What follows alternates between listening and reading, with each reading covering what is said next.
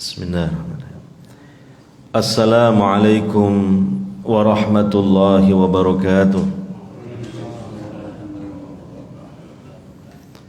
Innal hamdalillah nahmaduhu wa nasta'inuhu wa nastaghfiruh wa na'udzu billahi min shururi anfusina wa min sayyiati a'malina. Man yahdillah fala mudilla lah wa man yudlil fala hadiyalah. Ashhadu an la ilaha illallah wahdahu la syarika lah wa ashhadu anna Muhammadan abduhu wa rasuluh sallallahu alaihi wa ala alihi wa ashabihi ajma'in wa man tabi'ahum bi ihsanin ila yaumiddin. Amma ba'd. Hadirin wal hadirat, para bapak, para ibu, saudara-saudari sekalian, baik yang hadir di sini di Masjid At-Taqwa ini maupun yang hadir di tempat yang lain tetapi tergabung dalam acara kita pada kesempatan kali ini dalam kajian Islami, mempelajari dinul Islam, mempelajari agama Allah, mempelajari ayat-ayat Al-Quran dan sunnah Rasulullah sallallahu alaihi wasallam. Semoga dengan niat ikhlas karena Allah subhanahu wa ta'ala, tergabungnya kita dalam acara kita kali ini yaitu Thalabul Ilmi, kita beroleh nilai pahala yang besar dari sisi Allah subhanahu wa ta'ala. Terlebih pada kesempatan kali ini kita masih berada di salah satu dari bulan-bulan haram, dari bulan-bulan yang diagungkan oleh Allah subhanahu wa ta'ala. Kita masih berada di bulan Dhul Hijjah, sekitar tanggal 17 atau 18 Dhul Hijjah. Dan sebagaimana yang sering disampaikan Ustaz para mubalik, berdasarkan keterangan dari sahabat Ibnu Abbas radhiyallahu anhuma mengenai keagungan dari 4 bulan haram atau 4 bulan yang diagungkan oleh Allah subhanahu wa ta'ala, pada kalimat fala tadlimu fihinna anfusakum, jangan kalian berbuat dolim pada 4 bulan yang diagungkan oleh Allah subhanahu wa ta'ala itu.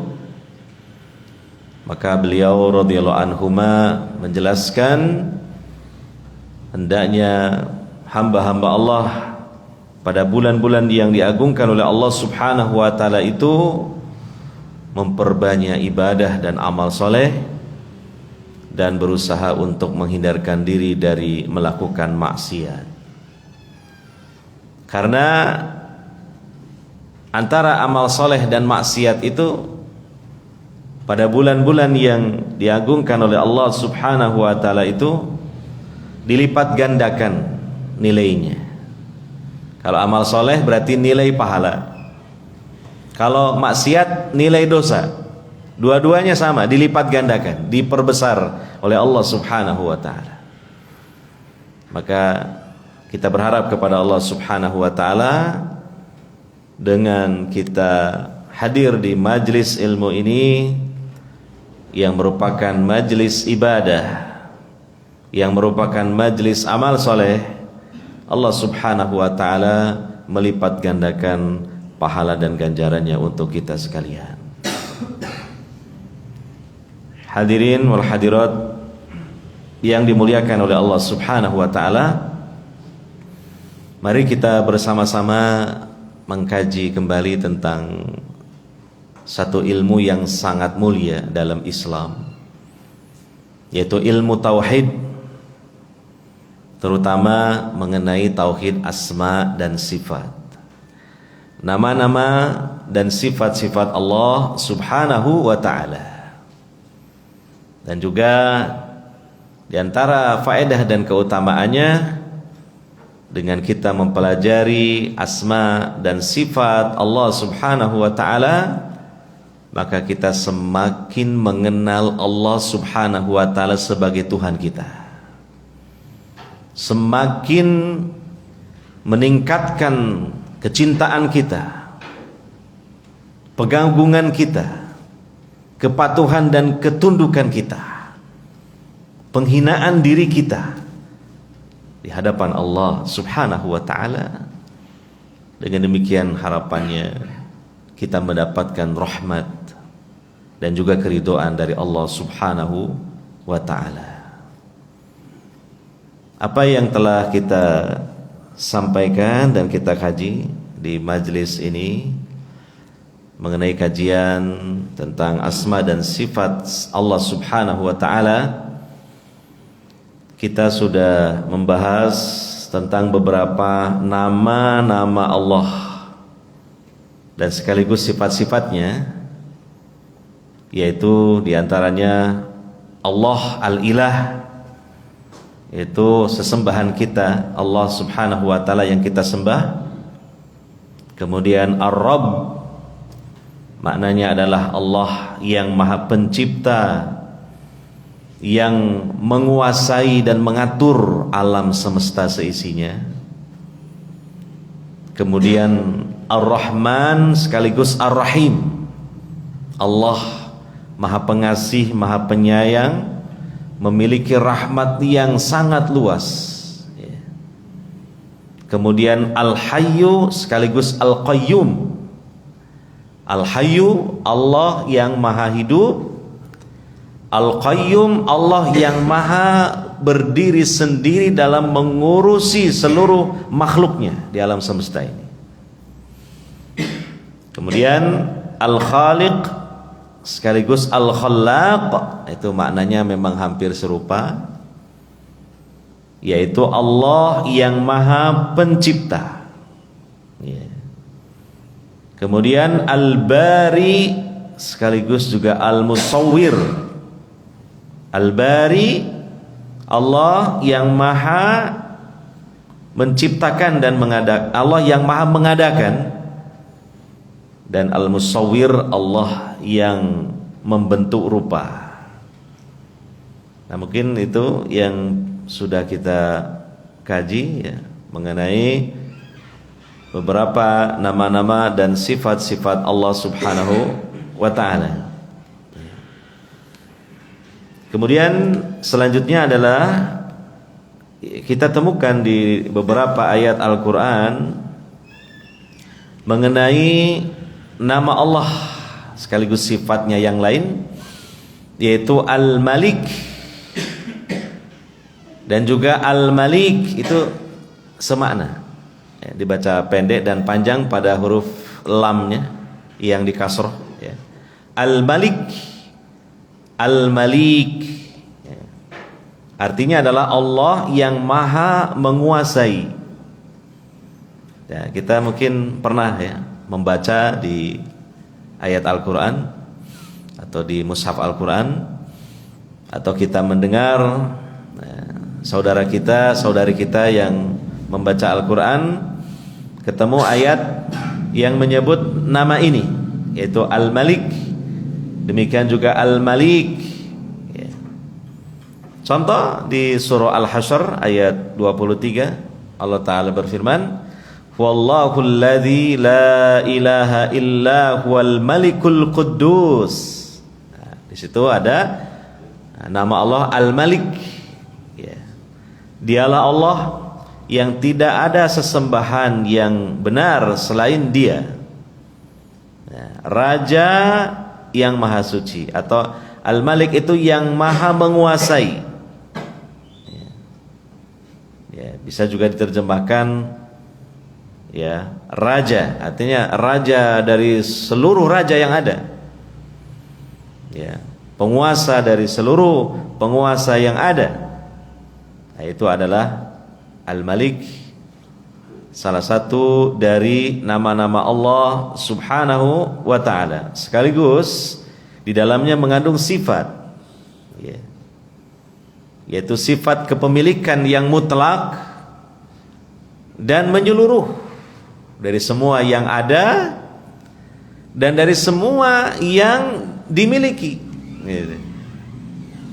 Itu hakikatnya adalah Allah yang menguasai, Allah yang merajai. Misalnya manusia ini dia memiliki sesuatu, baik berupa harta, berupa jabatan, berupa pasangan hidup, berupa anak keturunan. Nah, itu sebenarnya pada hakikatnya Allah yang memiliki, Allah yang menguasai. Nah, adapun kita ini cuma dititipi oleh Allah Subhanahu wa ta'ala. Kita cuma dipinjami oleh Allah Subhanahu wa ta'ala. Yang namanya titipan itu bukan milik dari yang dititipi, tapi milik yang menitipkan. Namanya sesuatu pinjaman itu bukan milik dari yang meminjam, tetapi milik si peminjamnya. Ya, yang menitipi, yang meminjamkan itu adalah Allah Subhanahu wa ta'ala. Ya, buktinya apa? Apa yang kita miliki semua ini suatu saat ketika Allah yang memang yang memiliki secara hakiki mengambilnya, maka kita tidak berkuasa dan tidak mampu untuk menolaknya.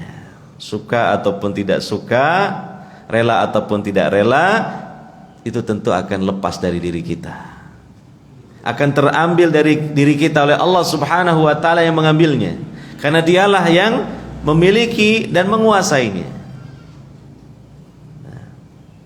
Bahkan jangankan apa yang ada di luar diri kita ya, berupa harta, jabatan, istri, suami atau anak-anak ya. Diri kita sendiri saja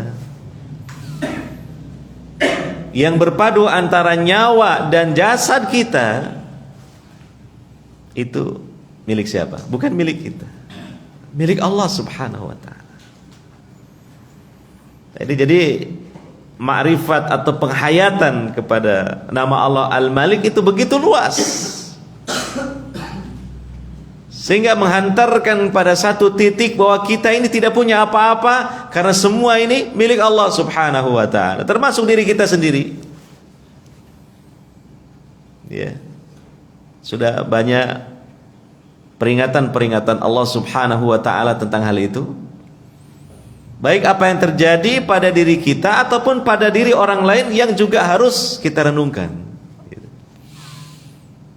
Ya, kita berlindung kepada Allah lah dari musibah-musibah, dari bala.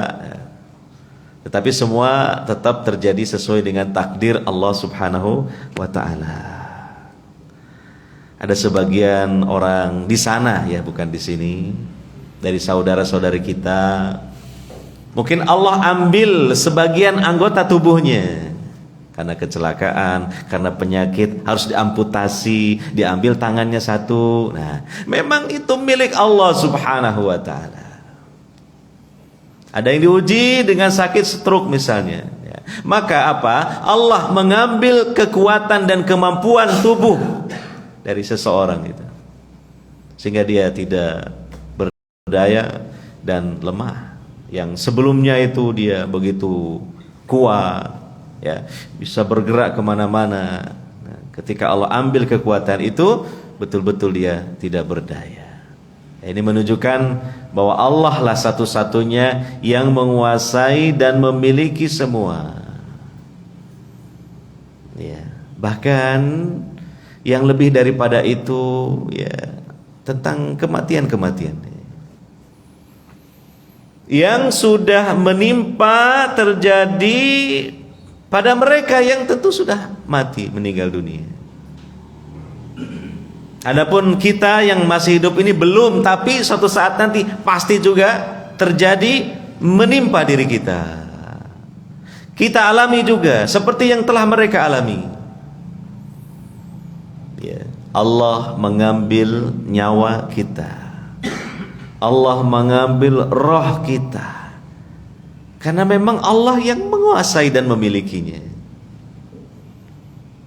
Siapapun juga tidak akan bisa untuk mengelak ataupun menolak. Ya. Contoh dalam sejarah yang jelaslah ya. Kita semua tahu Firaun yang terkenal sebagai ya seorang raja dengan kekuasaan yang luas, dengan pasukan bala tentara yang banyak dan besar. Ketika Allah sang pemiliknya mengambil rohnya, nyawanya, dengan cara Allah tenggelamkan di Laut Merah, maka dia tidak memiliki kekuatan sedikit pun untuk menolaknya. Ya. Demikian juga Qarun, seseorang yang memiliki harta yang begitu banyak. Ya, sampai disebutkan di dalam Al-Quran, ya, kunci-kunci perbendaharaan hartanya itu, ya, andaikan dipikul oleh 10 orang laki-laki yang kuat-kuat pun mereka hampir tidak mampu memikulnya.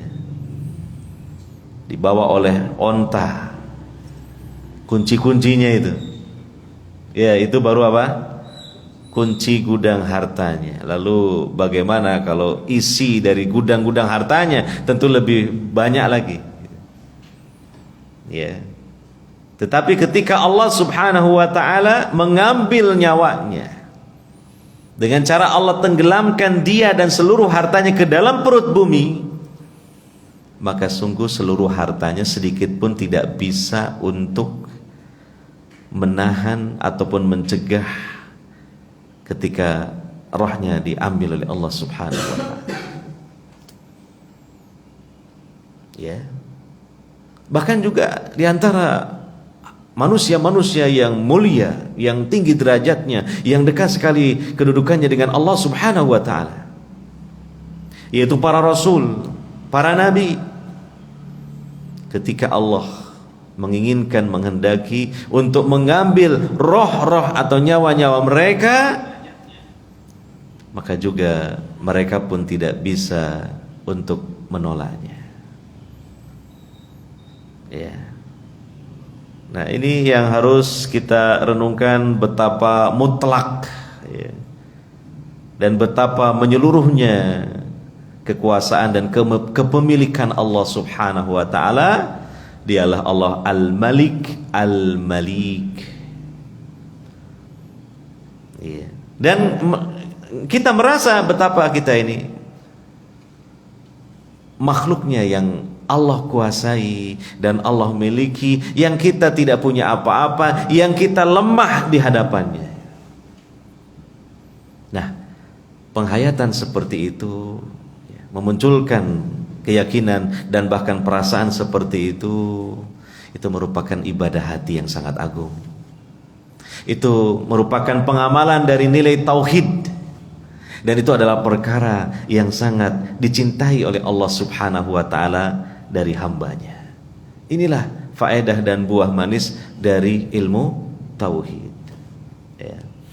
Banyak di dalam ayat Al-Quran menerangkan tentang hal tersebut, bahwa Allah Al-Malik, bahwa Allah Al-Malik. Contoh lagi misalnya di dalam surah Al-Imran ayat 189, Allah Ta'ala berfirman, walillahi mulkus samawati wal ard, wallahu ala kulli syai'in qadir. Dan kepunyaan Allah lah kerajaan langit dan bumi. Ya, semua kerajaan. Kerajaan yang berada di tengah-tengah manusia. Kerajaan yang berada di tengah-tengah bangsa jin. Kerajaan yang mungkin ada di tengah-tengah bangsa binatang. Kerajaan yang ada di tengah-tengah para malaikat dan malaikat Jibril rajanya. Kan begitu?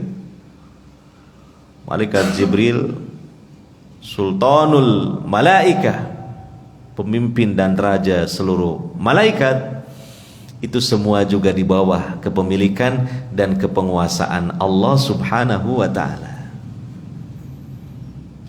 Maka hendaknya manusia-manusia yang ditakdirkan oleh Allah menjadi raja, berusahalah untuk menjadi raja yang rendah hati, yang tawadu, yang bahkan menghinakan dirinya di hadapan maharaja dari semua para raja yang menguasai dan memiliki seluruh kerajaan langit dan bumi, yaitu Allah Subhanahu wa ta'ala. Sebagaimana diteladankan oleh seorang nabi yang Allah angkat menjadi raja, yaitu Nabi Daud, dan demikian dilanjutkan terutama oleh putranya Nabi Sulaiman alaihissalatu wassalam.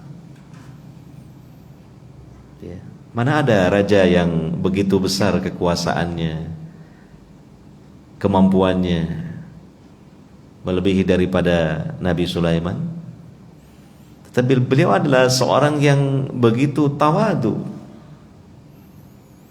seseorang yang begitu tunduk patuh kepada aturan Allah Subhanahu wa ta'ala, bahkan seseorang yang senantiasa menghinakan dirinya di hadapan Allah Subhanahu wa ta'ala. Jadi kembali kepada keyakinan yang tadi itu, meyakini tentang makna dari nama Allah Al-Malik, Al-Malik. Yeah.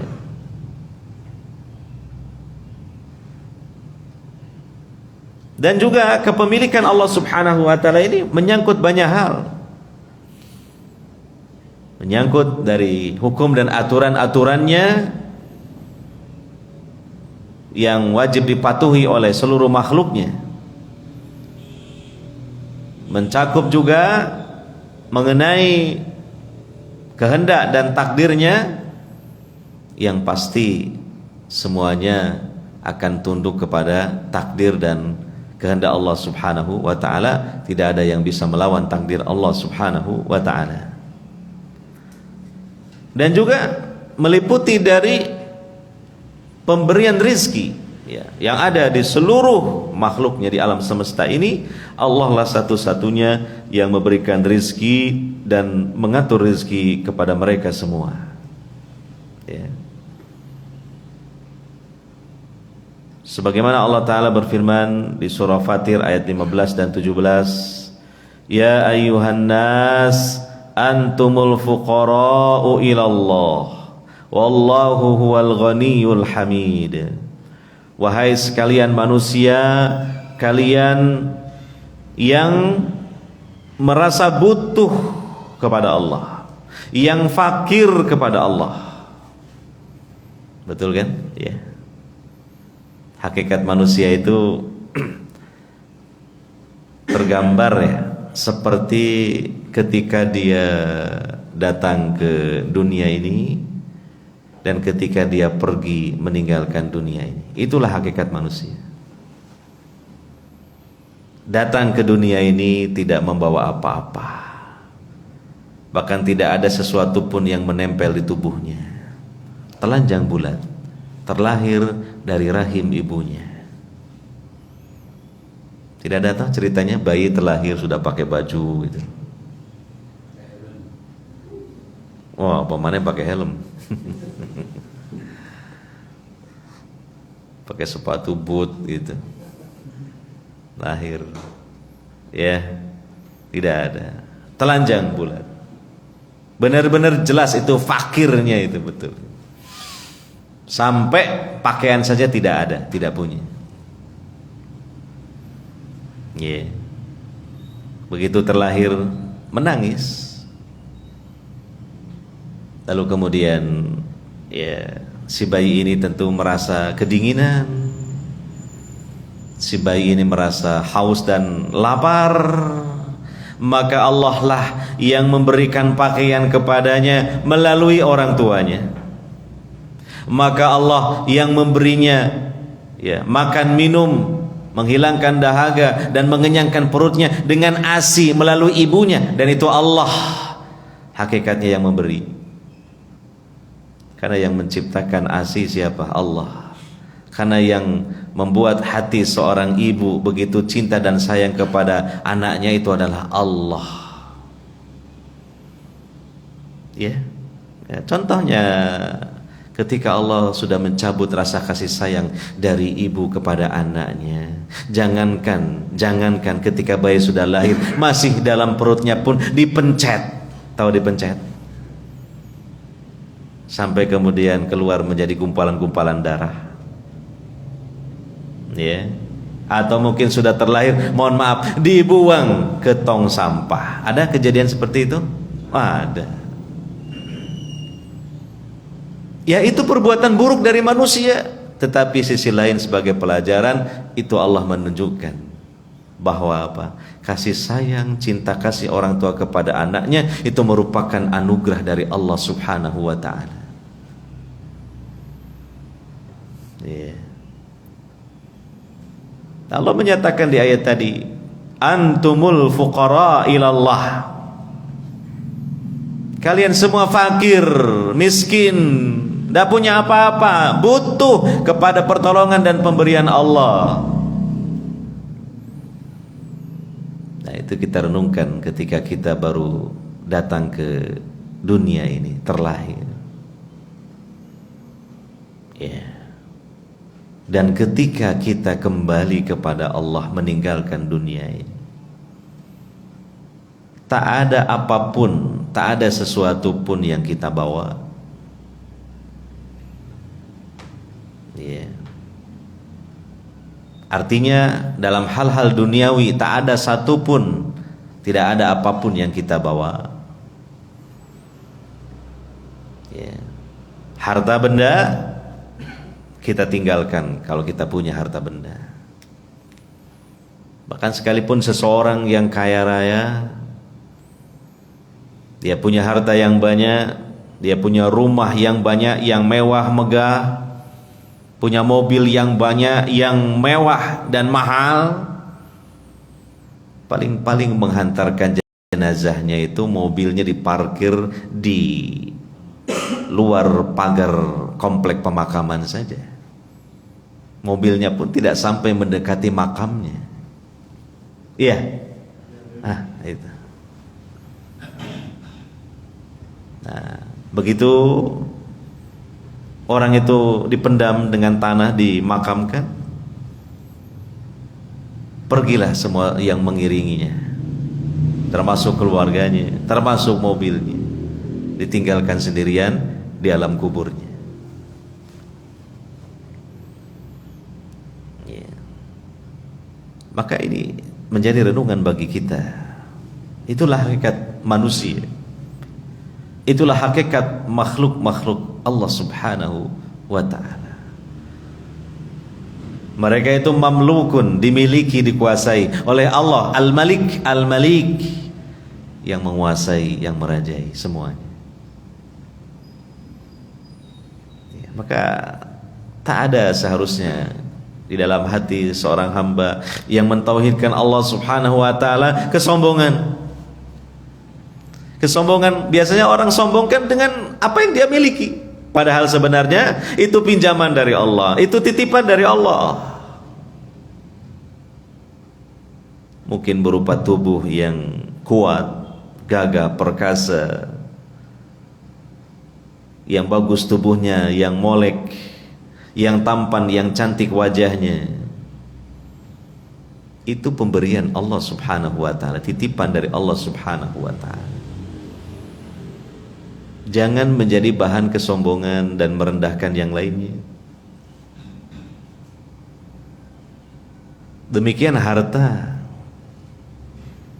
bukan untuk disombongkan, tapi untuk disyukuri dan dijadikan sebagai fasilitas untuk mengabdi, beribadah kepada Allah Sang Pemberi.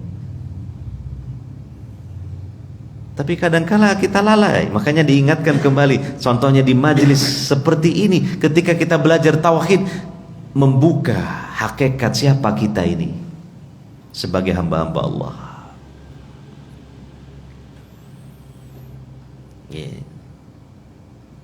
Maka pemberian-pemberian dan titipan-titipan Allah itu di samping anugerah Allah juga sebenarnya ujian itu dari Allah. Ada kalanya seorang hamba lulus, diuji berupa pemberian Allah itu dengan dia syukuri. Namun ada kalanya seorang hamba itu tidak lulus ketika Allah uji dengan pemberian-pemberian itu. Karena apa? Pemberian itu malah dijadikan sebagai bahan kesombongan dan merendahkan yang lainnya. Ini harus kita renungkan secara mendalam. Ya, dapat kita rasakanlah dalam kehidupan sehari-hari. Ketika mungkin kita belum punya kendaraan, atau punya kendaraan tapi kurang bagus lah menurut pandangan manusia. Tidak ada kesombongan kita dengan sebab kendaraan. Karena apa? Kendaraannya kurang bagus. Malah itu bagus di hati kita, ya. Apakah hati kita tetap bagus ketika Allah uji dengan Allah datangkan kendaraan yang baru, yang bagus, yang mahal? Apakah hatinya tetap ataukah berubah menjadi sombong? Ketika dia naik kendaraannya yang mahal, yang bagus, dia merasa bangga. Ya. Lalu kemudian disalib oleh kendaraan yang di bawahnya itu. Langsung muncul dalam hatinya, kendaraan begitu aja nyalip. Gitu kan. Ini loh kendaraan saya lebih bagus, lebih mahal. Kok lah pokoknya dalam hatinya berkata seperti. Berarti sudah muncul apa? Kesombongan. Nah, ini harus diperangi. Kenapa sih berubah hati ini? Ketika keadaan kita berubah, ya. Nah, makanya itu ujian dari Allah Subhanahu wa taala. Harus kita punya kepekaan dan kesadaran akan hal itu. Seolah-olah kalau dalam pandangan ahli agama dan ahli kejiwaan, mending kamu seperti dulu aja, tidak ada kesombongan. Ketika Allah belum anugerahkan rezeki yang lebih banyak lagi, karena rupanya dengan Allah tambahkan rezeki yang lebih banyak lagi, itu menjadi sebab kamu jatuh dalam malapetaka, terutama kesombongan, di mana Allah mengancam melalui lisan nabinya sallallahu alaihi wasallam, la yadkhulul jannata man kana fi qalbihi mithqala dzarrah min kibr. Tidak akan masuk surga seseorang yang di dalam hatinya ada kesombongan walaupun sebesar biji sawi kecil. Bagaimana kalau lebih besar lagi daripada seukuran biji sawi kesombongan itu? Nah, jadi tetap harus punya kesadaran ya, renungan ya. Di antaranya inilah faedahnya ilmu tauhid ini. Gitu. Kalau kita perdalam dari makna-makna asma Allah, dari makna-makna sifat-sifat Allah, sehingga semakin jelas perbedaan yang sangat jauh, yang seakan sulit, bahkan mungkin sangat sepertinya tidak pantas dibandingkan lagi saking jauhnya antara Allah Subhanahu wa taala dengan kita. Allah memiliki nama-nama dan sifat-sifat yang begitu agung dan maha mulia, sementara diri kita ini tempatnya kerendahan dan kehinaan di hadapan Allah Subhanahu wa taala. Ya. Nah, ini faedah dari mempelajari apa? Tauhid. Maka tauhid ini adalah setinggi-tinggi ilmu dalam Islam. Ya. Buah dari tauhid ini akan menghantarkan hamba kepada akhlak yang agung dan mulia. Akhlak kepada Allah Subhanahu wa taala, kemudian akhlak kepada sesama makhluk-makhluk Allah Subhanahu wa taala. Ya, kita termasuk saya sendiri ya yang mungkin di sini ditakdirkan mengajari ini, sedang sama-sama belajar lah. ya, sama-sama apa? Belajar ke arah sana. Untuk meningkatkan derajat kita di hadapan Allah Subhanahu wa taala, bukan di hadapan manusia. Itu. Nah, dan ini tentunya bagian dari peningkatan nilai keimanan dan ketakwaan kita kepada Allah Subhanahu wa taala. Meningkatkan nilai ubudiyah kita kepada Allah Subhanahu wa taala. Yeah. Di surah Al-Ankabut ayat 60, bagian dari luasnya kekuasaan dan kepemilikan Allah Subhanahu wa taala, bahwa Allah lah yang menjamin rizki makhluk-makhluknya. Al-Ankabut ayat 60, Allah Ta'ala berfirman, wa ka'ayyim min dabbatin la tahmilu rizqaha Allahu yarzuquha wa iyyakum wa huwas samiul alim. Dan berapa banyak binatang yang tidak dapat membawa atau mengurus rizkinya sendiri, Allah lah yang memberi rizki kepadanya dan kepadamu, ya. Allah yang memberi rizki kepadanya dan juga kepadamu, kepada binatang-binatang itu dan juga kepada manusia. Dan Dia Maha mendengar lagi Maha mengetahui. Jadi itu hakikatnya, siapa yang memberi rizki, menjamin rizki, ya Allah Subhanahu wa ta'ala. Maka juga dari keyakinan inilah tentang masalah rizki ini, ya kita harus berusaha menajamkan selalu ketawakalan kita kepada Allah masalah rizki. Sebab kadang-kala kalau enggak diasah, tawakal ini jadi tumpul gitu ya, seperti pisau. Kalau enggak diasah kan tumpul, berkarat bahkan. Iya, ditajamkan dengan kajian-kajian tauhid seperti ini, dengan renungan-renungan terhadap asma dan sifat Allah Subhanahu wa taala. Yeah.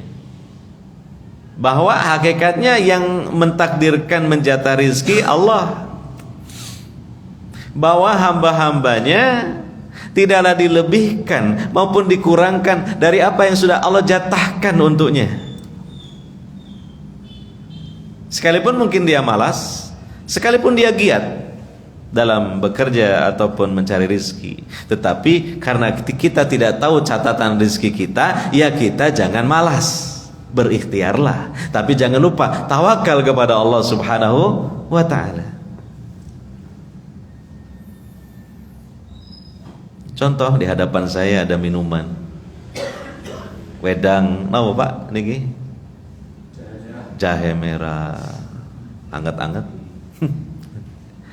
Yang satunya air jernih mineral seger.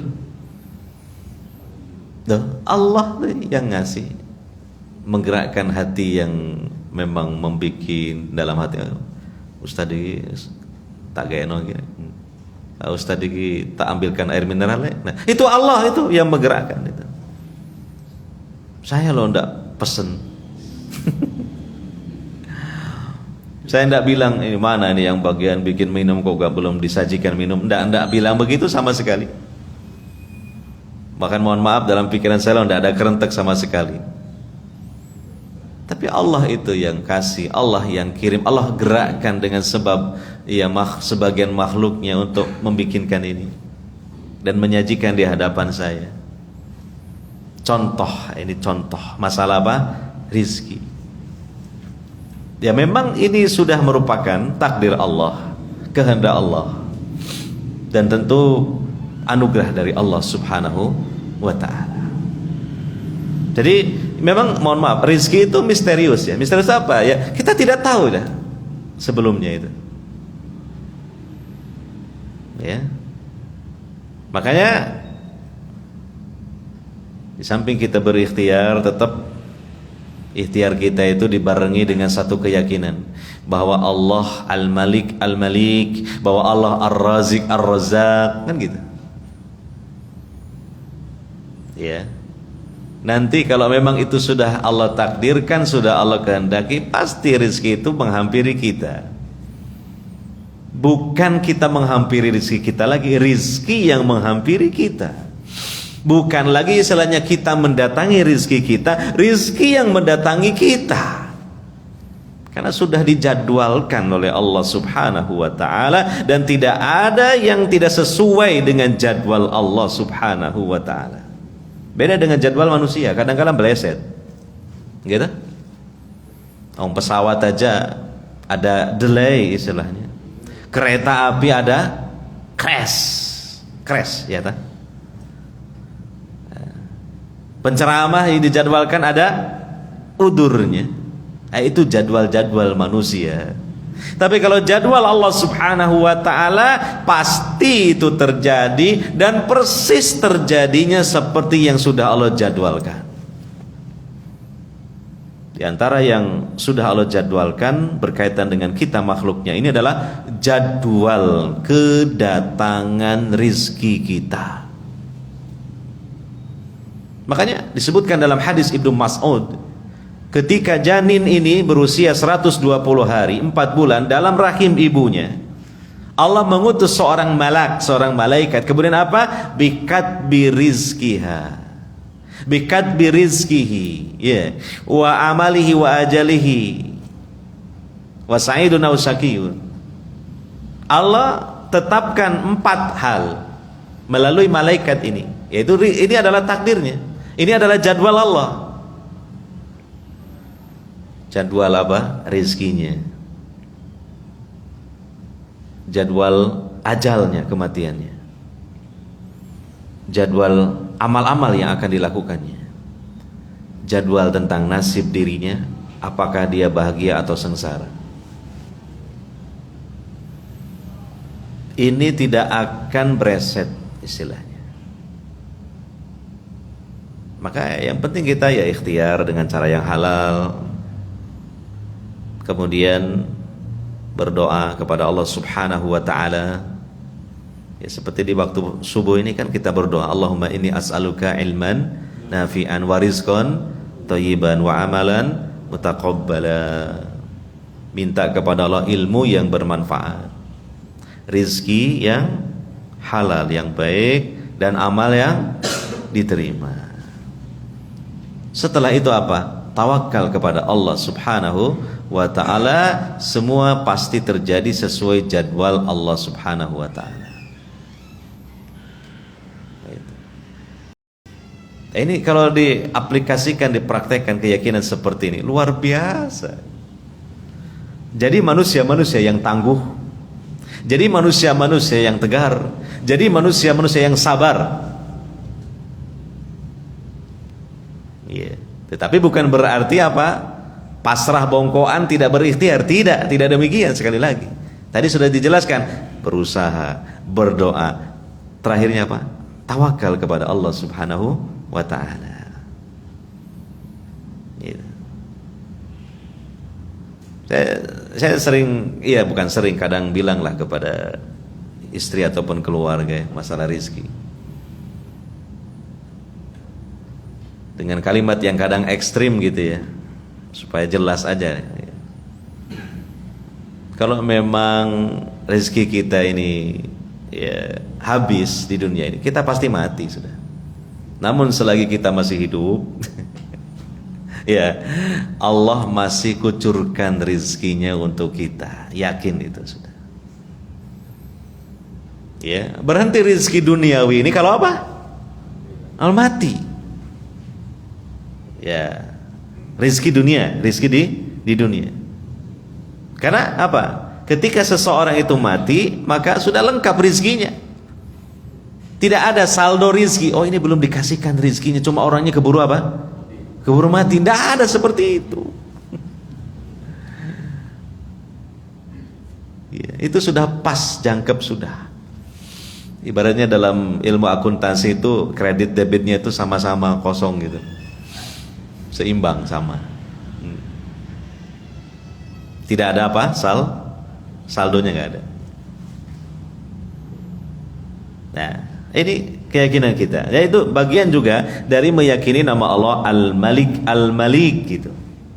Ya. Demikian juga kekuasaan Allah Subhanahu wa taala dalam semesta ini, bahwa Allah yang menghendaki untuk memberikan sesuatu kepada manusia, kepada makhluknya, atau mengambilnya, meninggikan, merendahkan, mengangkat, menurunkan, melengsarkan. Allah Subhanahu wa taala. Ada kekuasaan itu masa jaya, ada masa keruntuhan dalam sejarah seperti itu. Coba perhatikan, iya kan? Dari kerajaan-kerajaan, kekuasaan-kekuasaan yang Allah titipkan kepada manusia itu, tidak ada yang langgeng. Ada masa keemasan istilahnya, masa jaya, ada masa kelam atau keruntuhan. Entah di dinasti Umayyah, dinasti Abbasiyah, dinasti Utsmaniyah, konon kerajaan Majapahit jaya menguasai wilayah Nusantara sampai Malaka dikuasai. Ya, konon katanya kan pusatnya di Trowulan Mojokerto sana. Ya, dekat daerah saya situ. Tetapi ketika Allah menghendaki untuk runtuh, untuk kemudian selesai kejayaannya, seakan-akan hilang ditelan bumi, betul? Ada istilahnya sirna ilang kertaning bumi. Hilang ditelan bumi sampai tidak ada sisa dan bekas-bekasnya sama sekali. Nah, itu adalah Allah Subhanahu wa taala Al-Malik, Al-Malik. Sebagaimana Allah nyatakan di dalam Al-Qur'an. Yang Al-Qur'an ini Allah pertama turunkan sudah 15 abad silam yang lalu. Tetapi isinya ini terasa memang selalu hidup di setiap tempat dan zaman sampai hari kiamat. Allah berfirman di surah Al-Imran ayat 26-27. Mungkin kita sering mendengarnya. Qulillahumma malikal mulki tu'til mulka man tasha'u wa tanzi'ul mulka mimman tasha'u wa tu'izzu man tasha'u wa tudillu man tasha'. Biyadikal khair. Innaka ala kulli syai'in qadir. Tulijul laila fin nahari wa tulijun nahara fil lail. Wa tukhrijul hayya minal mayyiti wa tukhrijul mayyita minal hayy wa tarzuqu man tasha'u bighairi hisab. Bagaimana Allah di sini memerinci tentang kekuasaan dan penguasaannya terhadap alam semesta ini. Katakanlah, wahai Rabb yang mempunyai kerajaan, Engkau memberikan kerajaan kepada orang yang Engkau kehendaki. Betul, terbukti dalam kehidupan. Ya. Terkadang gak disangka, gak dinyana seseorang itu kok diangkat jadi raja. Iya. Seperti di Al-Quran kisah Bani Israel tentang Talut yang mengalahkan Jalut. Talut itu orang biasa, bukan turunan raja, tapi kemudian diangkat oleh Allah jadi raja. Nah, siapa yang sangka itu? Termasuk Nabi Daud alaihissalatu wassalam. Iya.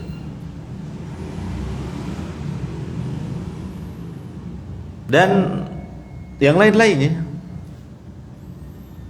Kadang gak terpikirkan, loh kok iso. Nah, bahasa kita kan begitu, loh kok iso deh jadi raja, oh jadi presiden. Gak nyangka.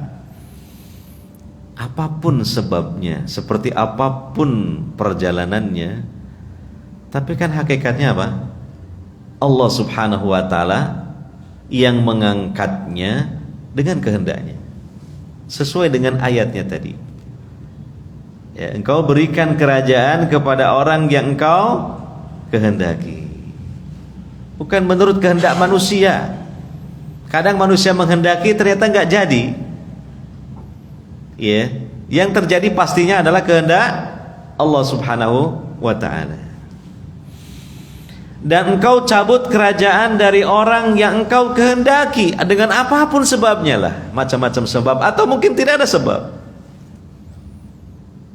Intinya adalah Allah yang memang mengambil atau mencabut kekuasaan kerajaan, Allah yang melengsarkannya.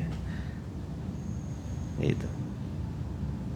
Nah, ini luar biasa ini, keyakinan seperti ini ya.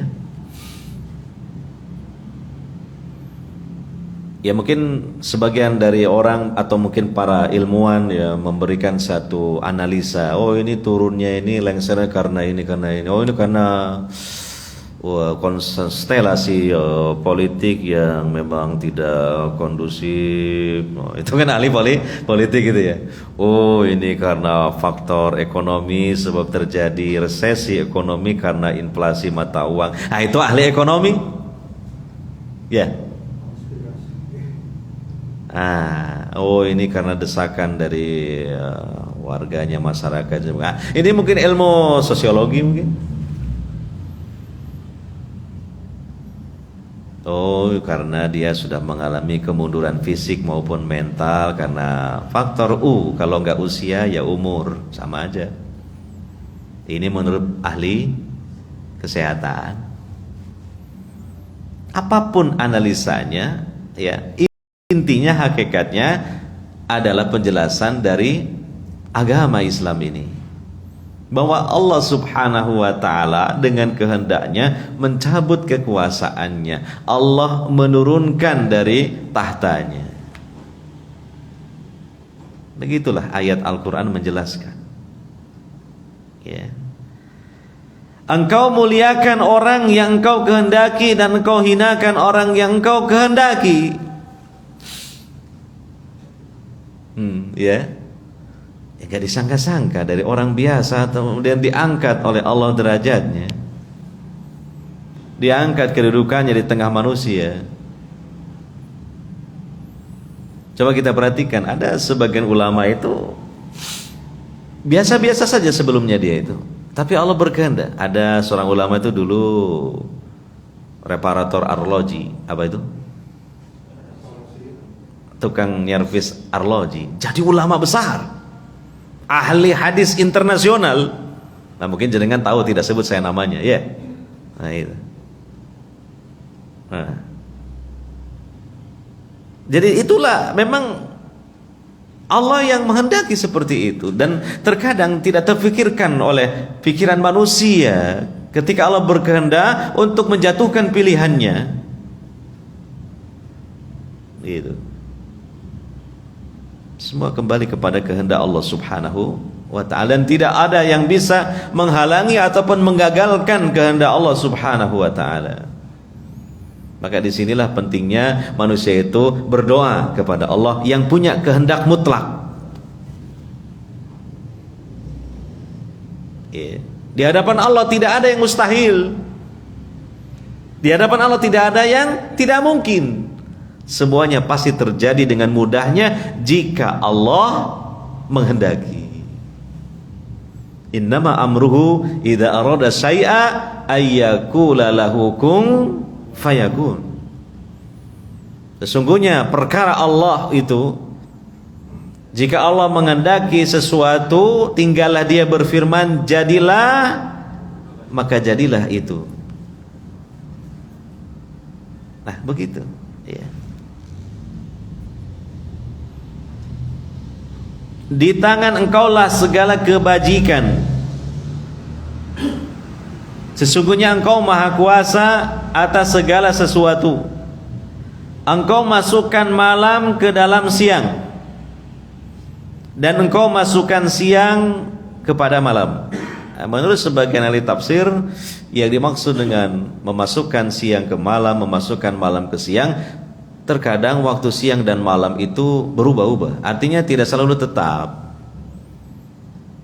Ada kalanya waktu siang lebih panjang daripada malamnya, atau sebaliknya. Ya, Allah masukkan siang ke malam, ya, sehingga waktu siangnya lebih panjang. Ya. Sebaliknya Allah masukkan malam ke siang, waktu malamnya lebih panjang. Pergantian silih berganti antara siang dan malam betul-betul itu salah satu dari ayat-ayat Allah, tanda-tanda kebesaran Allah di alam semesta, yang terkadang kita tidak berpikir ke sana, seakan hal yang sudah biasa memang terjadi begitu. Tapi coba renungkan, itu ayat Allah. Nah ini kan sudah mulai nih ya, yang tadinya kita berangkat ke masjid ini gelap, ya kan? Di luar maksudnya, bukan di dalam. Kalau di dalam selalu terang karena ada lampu, apalagi lampu 2 itu. Sampai saya aja apa? Itu silau gitu ya. Tapi di luar sana, ya, tadi kan gelap. Sekarang coba lihat loh, sudah terang, mulai terang, semakin terang. Iya, langitnya juga loh sudah memutih, kalau tadi kan hitam. Iya, hingga insya Allah nanti senja datang lagi, nah sudah mulai redup lagi. Semakin gelap hingga gelap. Ini tanda-tanda kebesaran Allah Subhanahu wa ta'ala. Kalau kita renungkan, tafakur, besar pahalanya. Pengaplikasian dari ilmu tauhid namanya. Ya. Engkau keluarkan yang hidup dari yang mati, dan engkau keluarkan yang mati dari yang hidup. Ini dalam tafsir, ini banyak contohnya. Dalam tafsir dijelaskan oleh para ulama, banyak contohnya. Ya. Yang pertama, engkau keluarkan yang hidup dari yang mati. Ya, contoh apa ya? Kelahiran manusia. Dari asalnya janin yang tidak ada nyawanya kan, masih mati, lalu Allah hidupkan. Allah tiupkan roh sehingga janin hidup, kemudian terlahir. Nah, ini namanya mengeluarkan yang hidup dari yang mati. Dari mati menjadi hidup. Nah, sebaliknya memasukkan ya. Engkau keluarkan yang mati dari yang hidup. Ya, diantaranya nanti manusia setelah hidup kan mati. Jadi dari hidup menjadi mati, sama dengan mengeluarkan yang mati dari yang hidup, dari yang sebelumnya hidup menjadi apa? Mati. Ini contoh satu. Contoh yang lain, antara telur dengan bukan hanya ayam. Masa yang punya telur cuma ayam saja? Ya, antara telur dengan binatang unggas lah, atau sebangsa burung-burungan lah, spesies burung. Saya mau bertanya, telur dulu apa burung dulu?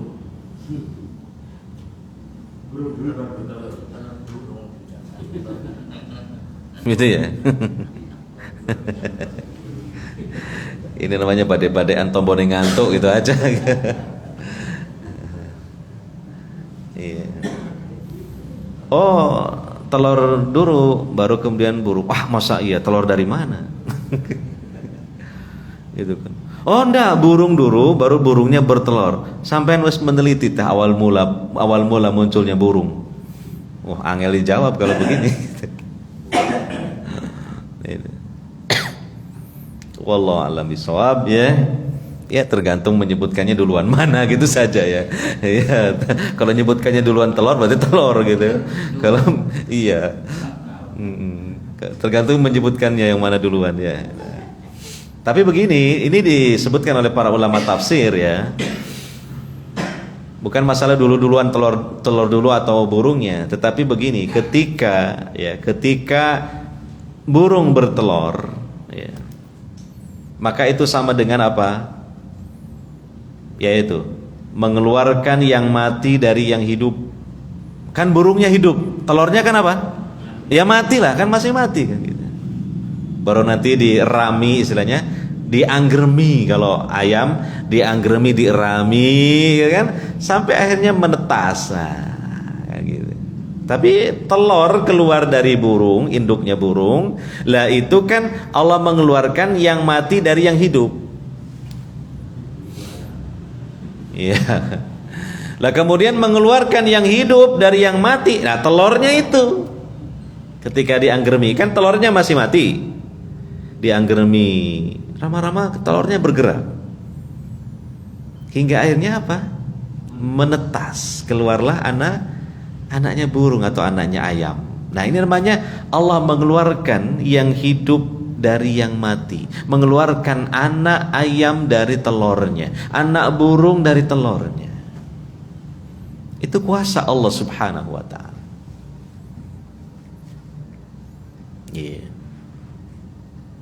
Demikian tumbuh-tumbuhan, yeah, dari tunas, ya, dari biji kemudian berkembang menjadi tunas. Kalau orang Jawa bilang meletek, nah gitu ya.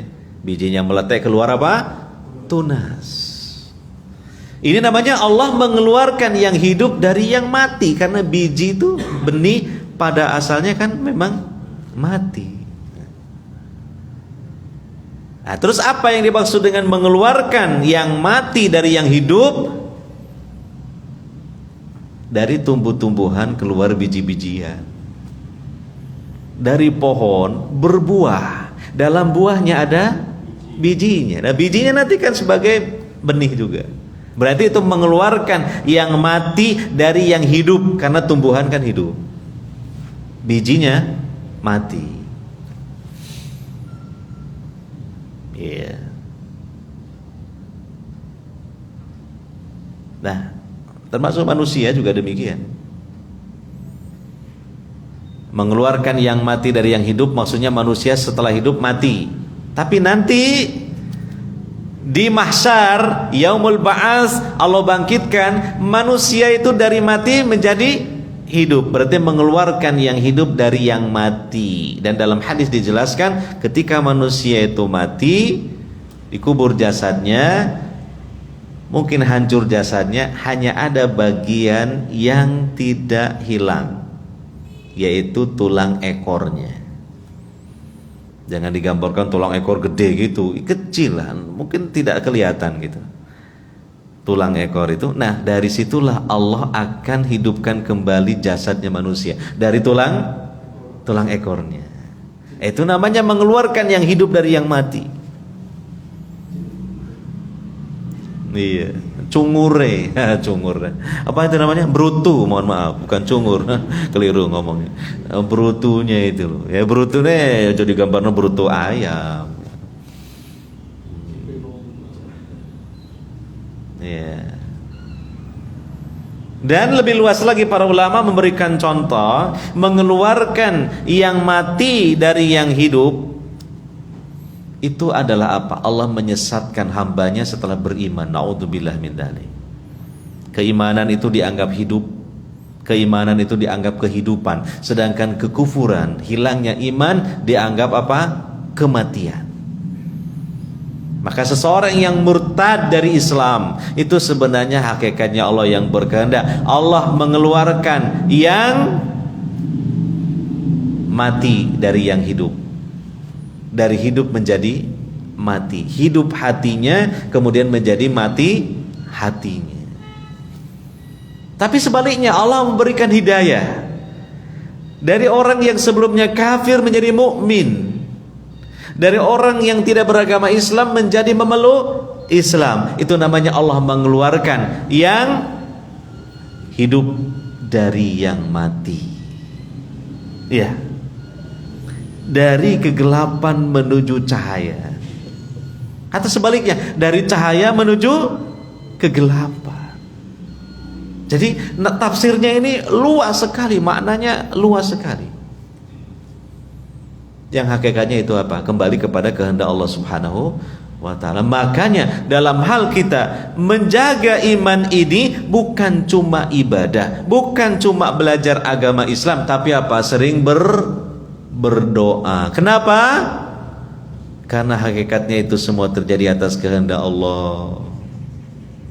Kita khawatir jika Allah berkehendak bahwa kita dimatikan setelah kita hidup, bahwa kita dibawa kepada kegelapan setelah kita berada dalam cahaya. Di sini rahasia apa? Pentingnya apa?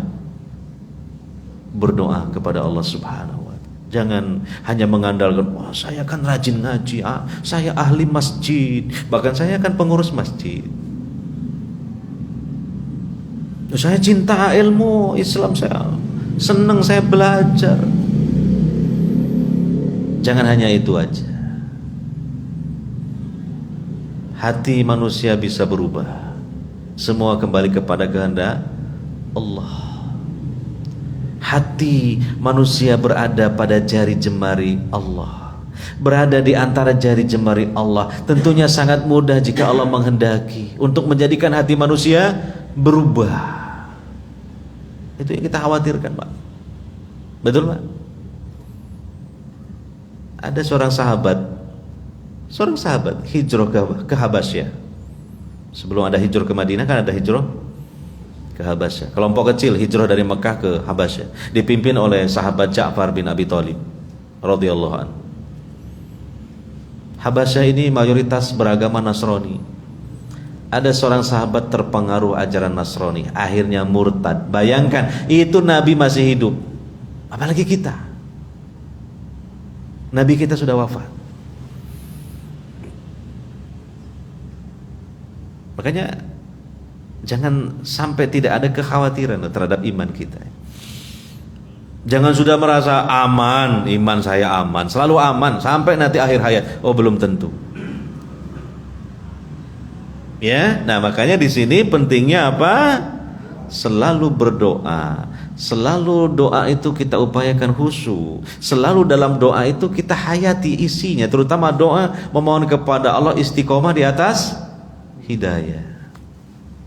Karena hakikatnya semua kembali kepada kehendak Allah Subhanahu wa ta'ala. Ya, mengeluarkan mengeluarkan yang hidup dari yang mati dan mengeluarkan yang mati dari yang hidup. Ya. Dan engkau beri rizki siapa yang engkau kehendaki tanpa batas. Bener, Pak, ya. Yang namanya bisnis mungkin bisa ditiru modelnya, tapi kalau takdir nggak iso ditiru. Betul. Nah, coba sampai lah, perhatikan. Niru kalau rusuki bisnis lagi, coba ditiru. Kadang-kadang nggak persis seperti dia, malah kita jatuh bangkrut gitu. Iya. Makanya cara berbisnis bisa ditiru kalau rizki takdir tidak bisa ditiru. Semua kembali kepada kehendak Allah. Ya, mohon maaf ya, kadang kita lihat ada seseorang ya tingkat pendidikan formalnya rendah, bahkan nggak sekolah.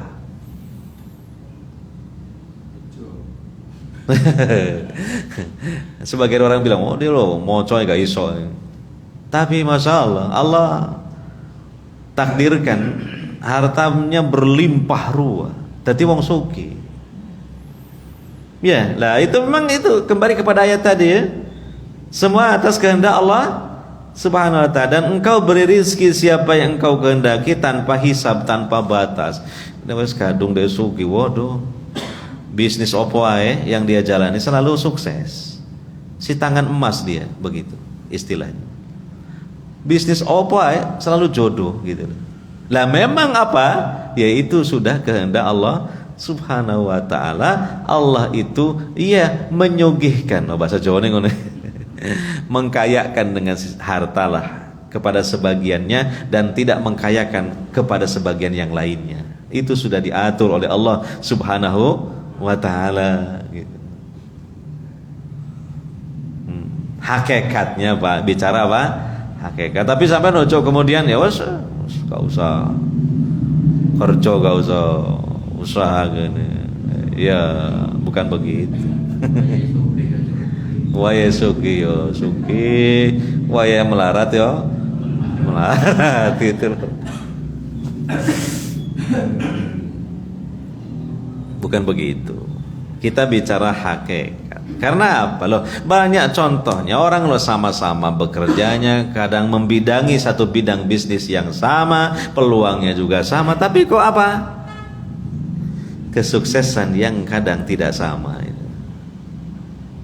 Ya memang itu sudah kehendak Allah Subhanahu wa taala. Ya kan? Kadang Allah lebihkan dia dari sisi itu, tapi dikurangkan sisi yang lain. Yang ini sebaliknya. Begitulah kehendak Allah. Gitu. Ya, ini namanya hikmah dalam melihat fakta kehidupan sehari-hari.